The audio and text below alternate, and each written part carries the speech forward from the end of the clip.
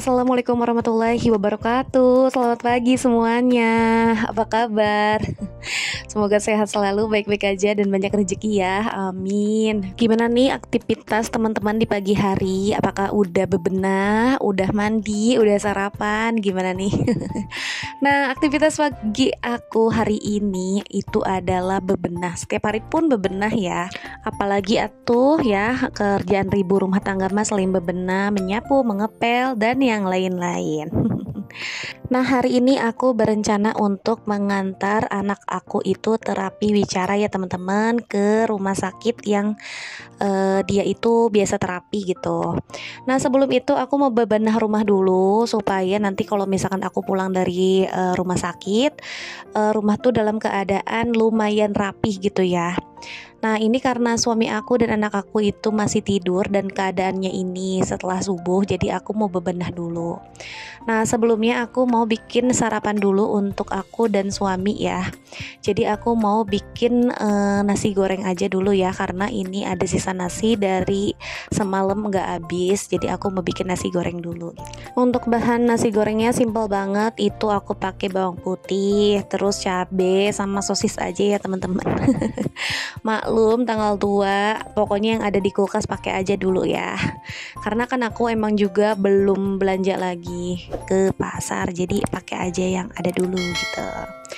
Nah, seperti nasi goreng pada umumnya ya seperti ini aja ya. Ditumis bawang-bawangan plus cabai, terus kemudian nanti aku mau masukin telur plus sosisnya gitu. Nah, kalau misalnya teman-teman biasanya setiap pagi itu sarapannya apa aja sih gitu, yuk tulis di kolom komentar yuk, biar nanti aku juga bisa nyontek dari teman-teman semua untuk sarapan pagi itu apa aja. Kadang aku juga suka bingung nih sarapan apa ya gitu, suka males sarapan, tapi kalau nggak sarapan itu lapar gitu bawaannya. Nah, terus ini aku pakein bumbu bumbu merah gitu. Terus aku pakein juga penyedapnya sama mecin, udah gitu aja. Pokoknya nasi gorengnya ala kadarnya ya, biasalah ini ya tanggal tua. Jadi harus di akal-akalin aja supaya cukup gitu ya, dan supaya makanan tetap enak tuh gimana pokoknya. Nah, yang kemarin-kemarin ada ditulis di kolom komentar teman-teman tuh ada di bagian aku bikin story anak aku terapi wicara. Nah, ini gimana nih perkembangannya? Nah, kalau untuk perkembangannya sendiri itu alhamdulillah banget. Anak aku udah menjalani 3 bulan terapi wicara di Rumah Sakit RS Mulia Kota Bogor ya. Aku di situ alhamdulillah udah banyak banget perkembangannya.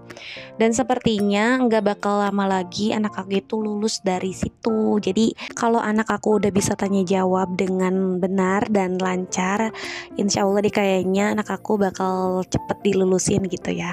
Sebenarnya kalau misalkan anak aku mau berhenti pun gitu ya, karena udah bisa bicara dengan lumayan lancar juga nggak masalah. Cuman kalau misalkan kata dokternya masih lanjut ya mendingan sih lanjut aja gitu. Kalau misalkan kata dokternya bilang selesai ya udah selesai aja gitu.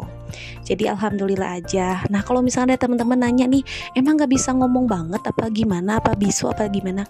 Jawabannya adalah anak aku itu sebenarnya bisa bicara, cuman gimana ya, belum jelas banget gitu. Untuk seusia umur 4 tahun tuh belum jelas seperti pada umumnya usia dia gitu. Jadi masih ketuker antara kata ini dengan kata itu gitu, dan belum jelas juga untuk kata-kata yang lain. Jadi aku terapikan aja, bukan berarti dia bisu ya teman-teman. Jadi ini emang ikhtiar aku atau usaha aku untuk supaya dia itu bisa berkomunikasi lancar ke depannya gitu ya teman-teman.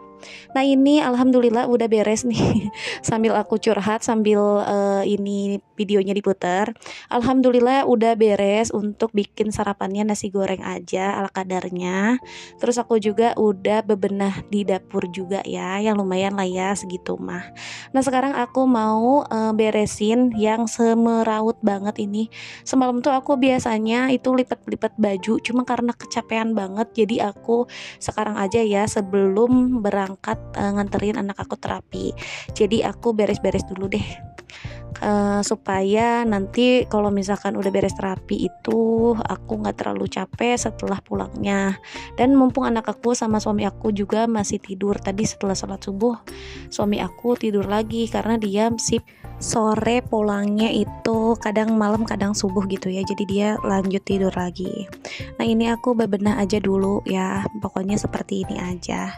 Nah lanjut untuk pertanyaan anak aku itu pakai BPJS atau mandiri untuk terapinya. Aku jawab ya pakai BPJS teman-teman. Jadi awalnya itu aku datengin dulu puskesmas atau paskes pertama, kemudian diperiksa dulu nih anak aku itu udah bisa ngomong apa belum. Nah kalau misalkan belum lancar ngomongnya baru dia dirujuk ke rumah sakit terdekat. Nah terus dengan persyaratan-persyaratan tersebut aku datengin dulu rumah sakitnya, baru deh selanjutnya ditanganin ini itu gitu. Pokoknya nanti bakal aku bahas deh ya insya Allah untuk khusus cara daftar atau pengurusan BPJS untuk terapi bicara ya. Nah ini aku udah selesai tadi bebenah rumahnya, aku tinggal dulu sebentar, aku daftar dulu untuk ambil nomor antrian ya teman-teman. Nah di sini anak aku tinggal dulu sama ayahnya, aku nggak bawa karena dia rewel banget pasti. Jadi aku ngambil dulu nomor. Nah setelah nomornya udah beres, aku pulang dulu ke rumah, terus lanjut nganterin Amar ke rumah sakit untuk terapi bicara ya teman-teman. Jadi aku bilang sama suami aku di rumah, tolong mandiin Amar gitu sama kasih makan gitu ya, kasih sarapan. Jadi nanti kalau misalkan aku udah beres ngambil nomor antrian, aku langsung berangkat lagi ke rumah sakit untuk terapi bicara Amar gitu.